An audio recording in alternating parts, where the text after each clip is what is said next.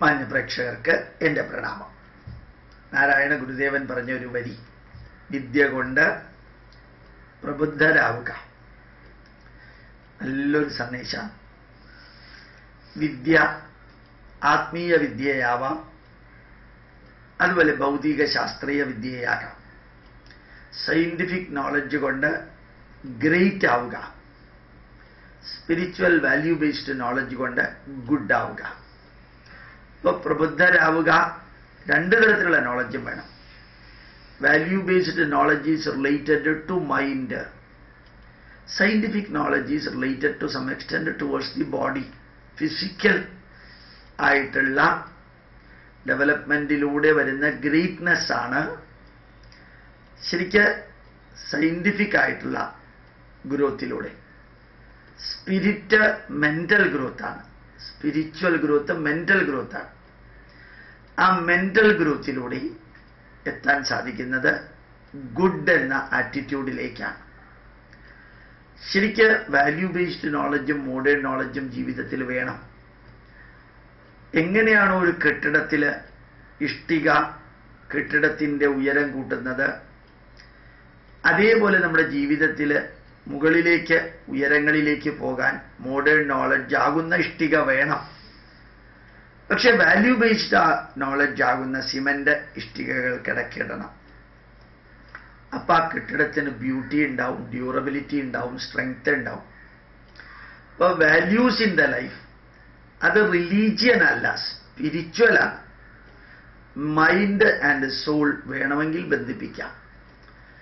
ഇപ്പൊ നമ്മുടെ ജീവിതത്തിൽ എന്നും ഓർമ്മിക്കാനുള്ളത് മോഡേൺ സബ്ജക്റ്റ്, എക്കണോമിക്സ് ആയാലും വിരോധമില്ല, കോമേഴ്സ് ആയാലും വിരോധമില്ല, IT ആയാലും വിരോധമില്ല, EC ആയാലും വിരോധമില്ല, ചാർട്ടേഡ് അക്കൗണ്ടൻസി, ലീഗ്, LLB എന്ത് വേണമെങ്കിലും പഠിച്ച് ഗ്രേറ്റ് ആവുക. ഗ്രേറ്റ് ആവണം ജീവിതത്തിൽ.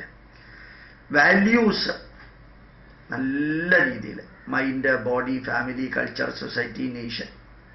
Mind, body, family, culture, society, nation. 6 എണ്ണത്തിന് സസ്റ്റൈനബിൾ ആൻഡ് പെർമനന്റ് നന്മ വരുത്തുന്നതാണ് വാല്യൂ ബേസ്ഡ് നോളജ്. ഈ വാല്യൂ ബേസ്ഡ് നോളജും മോഡേൺ നോളജും ചേരണം. അത് ചേരുമ്പോഴാണ് ഗുഡും ഗ്രേറ്റും ആവാൻ സാധിക്കുക.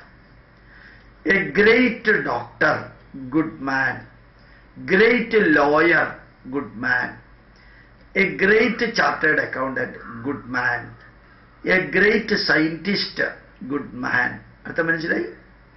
അപ്പോൾ നല്ല മനുഷ്യൻ ഇത് പ്രൊഫഷണലി ഗ്രേറ്റാണ്, ഇത് ഇൻഡിവിജ്വലി ഗുഡാണ്. ആ വ്യക്തി നന്മ നിറഞ്ഞവരായിരിക്കണം. എത്ര സാധിക്കുമോ അത്രയും.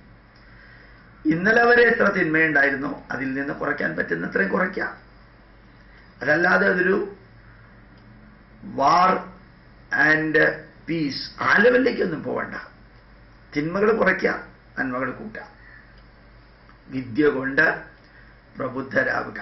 ആ വിദ്യാം ച അവിദ്യാം ച യസ്തദ്വേദ ഉഭയം സഹ അവിദ്യയാ മൃത്യും തീർത്വാ വിദ്യയാമൃതം അശ്നുതി. സയന്റിഫിക് നോളജ് ഉണ്ട്, അതേപോലെ തന്നെ സ്പിരിച്വൽ നോളജ് ഉണ്ട്. റിലീജിയസ് അല്ല, സ്പിരിച്വൽ നോളജ്.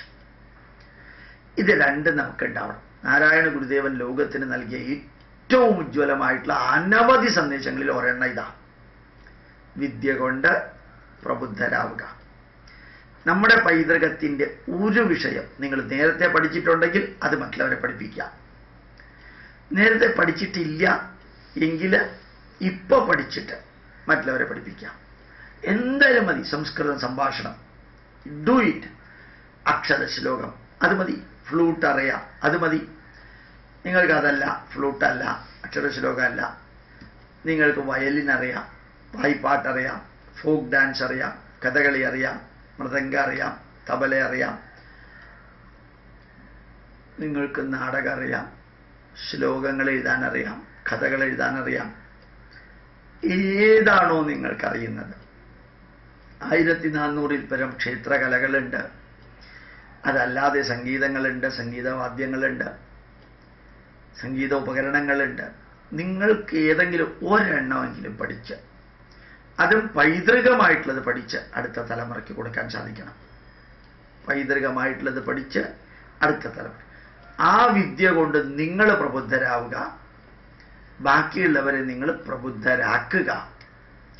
ഉത്തിഷ്ഠത ജാഗ്രത പ്രാപ്യവരാന്നിബോധത. പ്രാപ്യവരാന്നിബോധത, അറിവുള്ളവരിൽ നിന്ന് അറിവ് നേടി സ്വയം പ്രബുദ്ധരാവുക. ആ ഒരു യജ്ഞം നിങ്ങൾക്ക് സാധിക്കട്ടെ. പ്രണാമം, നമസ്കാരം. നാരായണ ഗുരുദേവന്റെ സന്ദേശമാണത്. വിദ്യ കൊണ്ട് പ്രബുദ്ധരാവുക. കഴിഞ്ഞ ക്ലാസ്സിൽ പറഞ്ഞത് സംഘടന കൊണ്ട് ശക്തരാവുക. പ്രണാമം, നമസ്കാരം.